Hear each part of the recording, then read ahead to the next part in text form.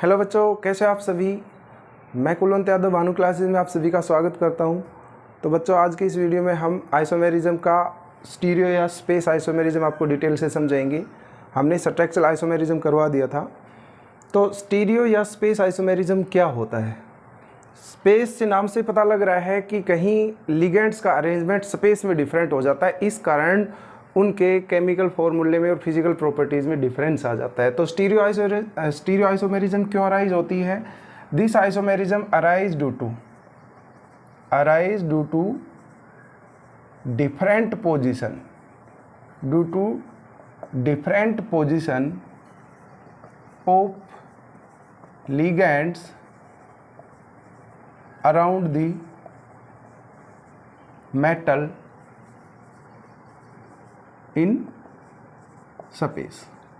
यानी कि स्पेस में मेटल्स का अरेंजमेंट डिफरेंट हो जाता है, स्पेशल अरेंजमेंट डिफरेंस हो जाता है, इसी कारण ये आइसोमेरिज्म अराइज होती है, स्टीरियो या स्पेस आइसोमेरिज्म। स्टीरियो आइसोमेरिज्म दो प्रकार की होती है। ज्योमेट्रिकल आइसोमेरिज्म, फर्स्ट है ज्योमेट्रिकल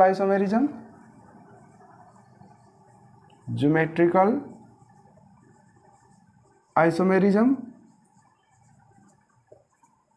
जिसको क्या बोलते हैं, दूसरा नाम है इसका सिस ट्रांस आइसोमेरिज्म, राइट। और second type is optical isomerism, right बच्चों।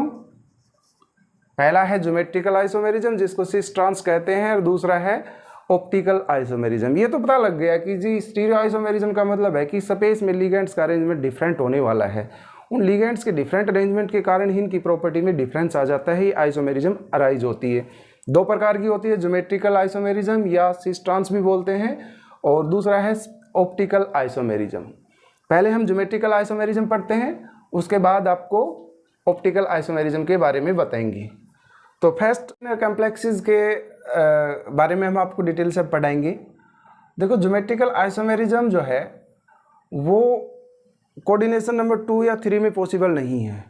ये बहुत ज़्यादा वाइडली फेमस है 4 और 6 कोऑर्डिनेशन नंबर में, यानी कि जिन कंपाउंड्स का कोऑर्डिनेशन 4 और 6 है उनमें जनरली ऑब्जर्व होती है, राइट।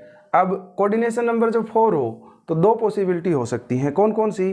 कोऑर्डिनेशन नंबर 4 हो तो एक होता है स्क्वायर प्लेनर कॉम्प्लेक्सेस, और कोऑर्डिनेशन नंबर जब 4 हो तो दूसरी पॉसिबिलिटी क्या हो सकती है बच्चों। कोऑर्डिनेशन नंबर 4 जो है तो टेट्राहेड्रल हो सकता है कोई कंपाउंड, राइट। अब टेट्राहेड्रल में जो ज्योमेट्रिकल आइसोमेरिज्म पॉसिबल नहीं है, ये इंपॉर्टेंट क्वेश्चन बनता है यहाँ से कि why geometrical isomerism is not exist in tetrahedral complexes. आपका सिंपल सा आंसर रहेगा कि in tetrahedral complexes all positions are adjacent. Tetrahedral complexes में सभी पोजीशंस क्या हैं, आर एडजेसेंट होने के कारण पॉसिबल नहीं है, ओके। टेट्राहेड्रल कॉम्प्लेक्स यानी कि कोऑर्डिनेशन नंबर 4 पर दो संभावनाएं हैं, या तो स्क्वायर प्लेनर कॉम्प्लेक्स मिलेगा या वो टेट्राहेड्रल मिलेगा। टेट्राहेड्रल में ज्योमेट्रिकल आइसोमेरिज्म पॉसिबल नहीं है, क्योंकि सारी की सारी पोजीशंस क्या है, एडजेसेंट है, इस कारण उनमें पॉसिबल नहीं है। आपको ध्यान होगा टेट्राहेड्रल कॉम्प्लेक्स की शेप कैसी होती है, जैसे कि मीथेन का याद रखो हमेशा, जैसे मैं याद रखता हूँ मीथेन की शेप कैसी होती है, टेट्राहेड्रल। तो मीथेन की शेप हम ऐसे करें, ये 3 जो नीचे हाइड्रोजन है एक लाइन में ही नहीं है, ये पीछे की तरफ है, ये ऑब्जर्वर से away from the observer, right, ये पीछे की तरफ है। तो यहाँ इनके बीच में यानी कि किसी दो के बीच में एंगल कितना बनता है, 109 डिग्री 28 मिनट, 109 डिग्री 28 मिनट का। तो यदि आप पोजीशंस को एक्सचेंज भी कर देते हो तो वो की वो ही रह जाती हैं। ज्योमेट्रिकल आइसोमर पॉसिबल है ही नहीं पोजीशंस को एक्सचेंज करने के बाद भी, राइट, क्योंकि एडजेसेंट है। तो वो का वही डायग्राम इसका रह जाएगा, वो की वही शेप इसकी रह जाएगी, सो पॉसिबल नहीं है। तो टेट्राहेड्रल की तो क्लियर हुई। अब स्क्वायर प्लेनर कॉम्प्लेक्सेस में 4 प्रकार से ज्योमेट्रिकल आइसोमेरिज्म ऑब्जर्व होती है। वो 4 प्रकार क्या क्या हैं, जैसा आप देख पा रहे हो 4 प्रकार के आइसोमेरिज्म। फर्स्ट Ma2B2 टाइप है, second is Ma2BC type, third MAB2 type, और फोर्थ MABCD टाइप। हम इनको सभी को डिटेल से पढ़ेंगे। तो 4 प्रकार के ज्योमेट्रिकल आइसोमेरिज्म ऑब्जर्व होती है स्क्वायर प्लेनर कॉम्प्लेक्सेस में। जैसा फर्स्ट आपने देखा कि MA2B2 टाइप, यानी कि इसमें 2 लिगेंड एक जैसे मिलेंगे और 2 लिगेंड एक जैसे मिलेंगे। यहाँ ये सारे ही लिगेंड क्या है, यूनिडेंटेड लिगेंड है। तो 2 लिगेंड एक जैसे, 2 एक जैसे, उनमें एक संभावना है कि ये जो पॉसिबिलिटीज है 4, ठीक है। पहला तो क्या है कि ऐसा स्क्वायर प्लेनर कॉम्प्लेक्स मिल जाए जिसमें 2 लिगेंड एक जैसे, 2 एक जैसे, उसमें भी सिस ट्रांस रहेगा। अब सिस और ट्रांस किसे कहते हैं? सिस और ट्रांस ध्यान रखना कि मान लीजिए अब सेंट्रल एटम A है, सिस कब कहेंगे और ट्रांस कब कहेंगे? सेंट्रल एटम M है, ओके। इसमें एडजेसेंट पोजीशंस पे मानी कि यहाँ बिलो द प्लेन दोनों ही AA मिले और अबाव द प्लेन दोनों ही BB मिले, तो दिस टाइप ऑफ कॉम्प्लेक्स में हम क्या कहेंगे? सिस। राइट बच्चों, सिस कब लिखा जाता है कॉम्प्लेक्स के नाम के आगे?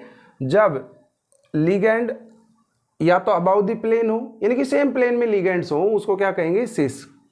और ट्रांस कब लिखा जाता है? जब सेम लिगेंड अपोजिट डायरेक्शन में प्रेजेंट हो, अपोजिट साइड प्रेजेंट हो। जैसे इसी का ही हम ट्रांस बनाई, तो इसका ट्रांस क्या बन जाएगा बच्चों? इसका ट्रांस ये बन जाएगा कि इसको हम चेंज नहीं कर रहे, हम केवल इस AB टाइप को क्या कर रहे हैं, इनको ऐसे घुमा दिया आप लोगों ने। ऐसे घुमाते ही क्या हो गया, ये B यहाँ आ गया, A यहाँ आ गया। अब आप देख पा रहे हो B के एकदम अपोजिट में सेकंड B, यानी कि दोनों एटम्स अपोजिट डायरेक्शन में सेम हो गए, यहाँ भी A सेम हो गए, तो इस तरह को लिखते हैं ट्रांस। तो पहले तो ये क्लियर होना चाहिए सिस और ट्रांस क्या होता है। When the same atoms are present on the same plane, यानी कि या तो अबाव द प्लेन मिले दोनों या बिलो द प्लेन मिले, उसको बोलेंगे cis. When the same atoms are present on the opposite side to each other, हम ट्रांस कहते हैं उसको। तो यहाँ इसके सिस और ट्रांस क्या क्या बनेंगे? MAB2 टाइप का, इसका एक एग्जांपल हमने लिख रखा है PTNS3 2Cl2। तो इसमें क्या संभावना है कि PT सेंट्रल एटम है, PT सेंट्रल एटम हो गया, क्योंकि स्क्वायर प्लेनर कॉम्प्लेक्स है। तो स्क्वायर प्लेनर कॉम्प्लेक्स में पहले ही आप एक स्क्वायर शेप में बना सकते हैं। अब इसका अपने को क्या बनाना है? सिस बना रहे हैं। पहले सिस में क्या करना पड़ेगा? 2 लिगेंड्स को एक सेम प्लेन पे लिखना पड़ेगा। जैसे मान लीजिए मैं अमोनिया को अबाव द प्लेन लिख देता हूँ और जो क्लोरीन है उनको बिलो द प्लेन, क्योंकि ये स्क्वायर प्लेनर कॉम्प्लेक्स है, स्क्वायर की शेप इसकी बनाएंगी। राइट बच्चों, तो इस तरह से बिलो द प्लेन क्या हो गए? दोनों ही क्लोरीन एटम्स है, तो ये क्या बन गया? सिस फॉर्म बन गई इसकी ट्रांसफॉर्म बनाई। तो क्या ट्रांसफॉर्म में अपने को सिंपली इसमें से चेंज करना पड़ेगा। ये ऐसे है, सपोज करो इसको ऐसे घुमा दीजिए, राइट, वो ट्रांसफॉर्म बन जाएगी। तो ट्रांसफॉर्म में क्या?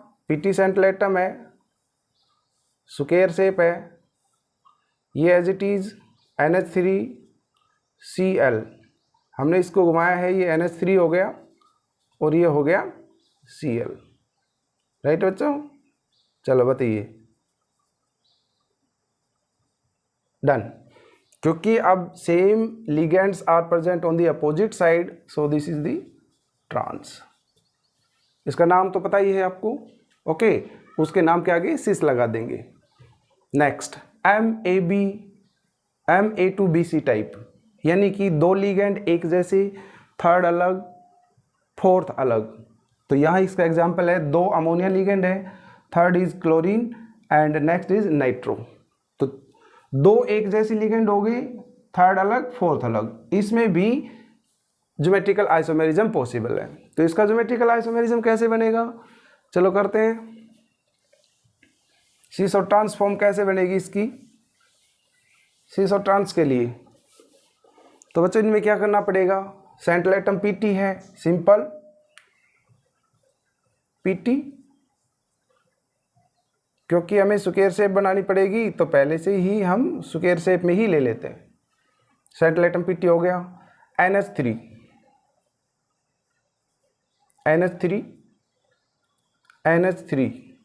एक क्लोरीन एक नाइट्रो। तो जब MA2BC टाइप आ जाए तो ऐसा तो पॉसिबल होगा ही नहीं कि दो लिगेंड्स एक जैसे हों, मतलब ऊपर भी एक जैसे मिल जाए और नीचे भी एक जैसे मिल जाए, क्योंकि दो ही हैं, या तो ऊपर मिलेंगे या तो वो दोनों नीचे मिलेंगे। ऐसा नहीं होगा ना कि ये Cl और NO2 तो अलग अलग आ गई। तो आप देखो कि जी यहाँ भी Cl होना था तब मैं इसको सिस बोलता। तो ऐसा नहीं करना है आपको। Ma2Bc टाइप में अपने को क्या देख लेना है, केवल एक पेयर से ही समझ जाना। यदि वो अबाउ द प्लेन है यानी कि सेम प्लेन में है तो सिस लगा देना, अपोजिट में है तो ट्रांस लगा देना। कभी जिद करो कि जी यहाँ तो क्लोरीन है तो यहाँ भी मैं क्लोरीन देखूंगा तो ही सिस लगाऊंगा, ऐसा इसमें पॉसिबल नहीं है। अपने को अमोनिया से ही डिसाइड कर लेना है, क्योंकि वो अबाउ द प्लेन है दोनों ही। तो ये क्या है, सिस फॉर्म। तो इसकी सिस फॉर्म आ गई है सिस। और ट्रांस क्या, ट्रांस में क्या होगा बच्चों बताइए। ट्रांस में अपने को यहाँ से रोटेट कर देना है, तो बड़ा simple, PT NH3 as it is, Cl, तो यहाँ NH3 आ गया, हमने यहाँ से इसको घुमा दिया, और NO2। तो इसकी कौन सी फॉर्म बन गई, ट्रांस। राइट बच्चों, डन। नेक्स्ट है MAB2 टाइप, जहाँ AB का मतलब अनसिमेट्रिकल डाइडेंटेट लिगेंड से है। अनसिमेट्रिकल डाइडेंटेट क्या होते हैं, जिसमें दो डोनर एटम हो। सिमेट्रिकल का मतलब जिसमें दोनों ही सेम एटम हो। अनसिमेट्रिकल का मतलब जिसमें डिफरेंट एटम्स हो। तो अनसिमेट्रिकल डाइडेंटेट लिगेंड यानी कि एक ऐसा कम्प्लेक्स, ऐसा स्क्वायर प्लेनर कम्प्लेक्स जिसमें दो अनसिमेट्रिकल डाइडेंटेट लिगेंड हो। तो उसके बारे में बताइए। तो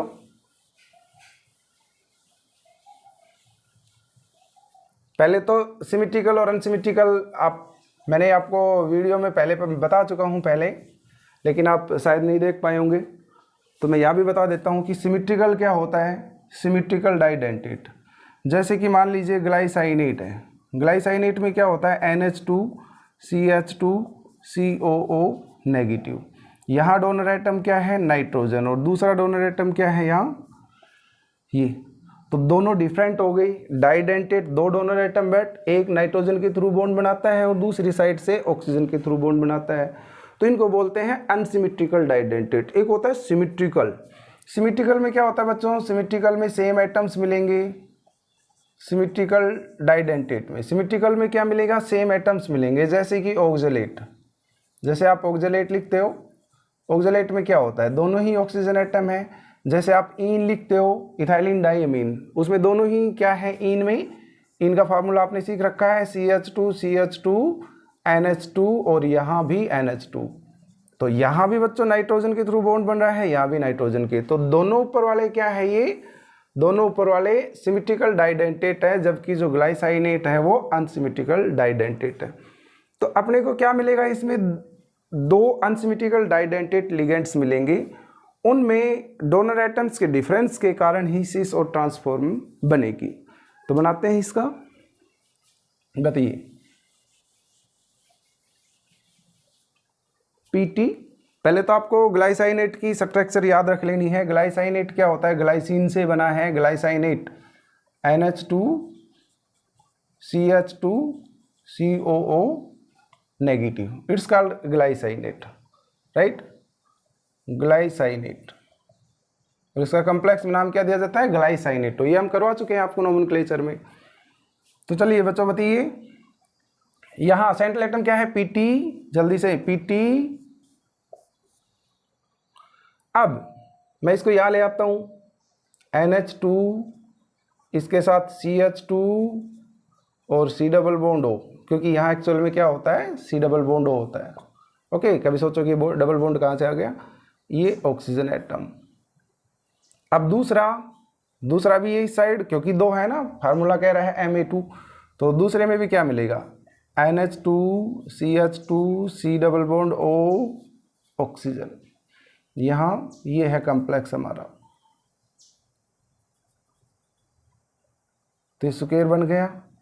यहाँ देखिए, ओके बच्चों, अब आप देख पा रहे हो कि इनमें जो डोनर एटम्स है ना, सेम पोजीशन पे है, यानी कि दोनों ही अबाउ द प्लेन है नाइट्रोजन एटम्स। और इसमें बिलो द प्लेन। आप यहाँ से इसको डिस्ट्रीब्यूट कर लें, डिवाइड कर दें, सिमिट्री देखें इसके, प्लेन ऑफ सिमिट्री। तो अबाउ द प्लेन कौन से डोनर एटम्स हैं? नाइट्रोजन दोनों में ही, और बिलो द प्लेन दोनों में ही ऑक्सीजन एटम है। तो same atoms are present, so it is the cis form. Right बच्चों। ट्रांसफॉर्म में क्या मिलेगी? ट्रांसफॉर्म में अपने को एक रोटेट कर देना है यहाँ से, जैसे कि मान लीजिए ऐसे है ये, मैं इनको ऐसे कर देता हूँ, राइट, वो ट्रांसफॉर्म बन जाएगी। तो इसकी ट्रांसफॉर्म बनाए तो इसकी ट्रांसफॉर्म हो जाएगी PT, इसको हम चेंज नहीं कर रहे, NH2 CH2 C double bond O और O, और यहाँ से हम चेंज कर रहे हैं, राइट बच्चों। तो ये हो गया NH2 के साथ जुड़ा है CH2 C double bond O और O, ठीक है। तो ये बताइए, ये कॉम्प्लेक्स बन गया, सुकेर, ये रहा, यहाँ से सुकेर नज़र आना चाहिए, बाकी जो है वो तो लीजेंड ही है। इसको बाहर दिखाओ एक बार, इसको ऐसे दिखा दीजिए, सुंदर बनाते हैं थोड़ा डायग्राम। ओके, ये बन गया।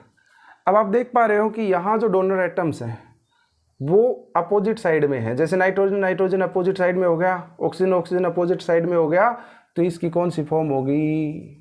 ट्रांसफॉर्म। राइट, क्लियर हुआ? 3 टाइप हम क्लियर करवा चुके हैं। नेक्स्ट टाइप क्या है बच्चों? नेक्स्ट टाइप है MABCD टाइप, यानी कि चारों के चारों लिगेंड्स अपने को डिफरेंट मिलेंगे, और उनमें इस टाइप के में कितने पॉसिबल है? केवल 3 आइसोमर्स पॉसिबल है, 3 आइसोमर्स पॉसिबल है। सिस ट्रांस वाला कोई झंझट नहीं होता, कई बुक्स हालांकि बताते हैं, लेकिन आप डायरेक्ट वैसे याद रखिए, इसके 3 हैं, क्योंकि इनमें तो ना तो सिस बन पाता है, ओके, हालांकि कैसे दे रखा है वो हम बताते हैं। तो बच्चों इनमें क्या करना है, इनके आइसोमर्स जब आपको चाहिए तो इनमें सिंपली अपने को एक की पोजीशन फिक्स कर लेनी है, एक की पोजीशन फिक्स कर लो। जैसे मान लीजिए इसमें MABCD है, मैं M मान लेता हूँ क्योंकि बहुत बड़े लिगेंड्स हो जाएंगे, तो M मान करके A B C D, ये बन गया स्क्वायर प्लेनर कॉम्प्लेक्स।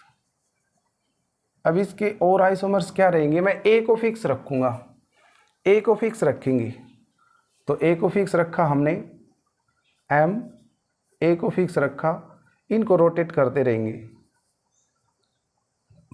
बताइए, तो इनको रोटेट किया तो D, यहाँ से ले आए B, एक को B एक बार एक इसके अपोजिट में ले आए, और ये C,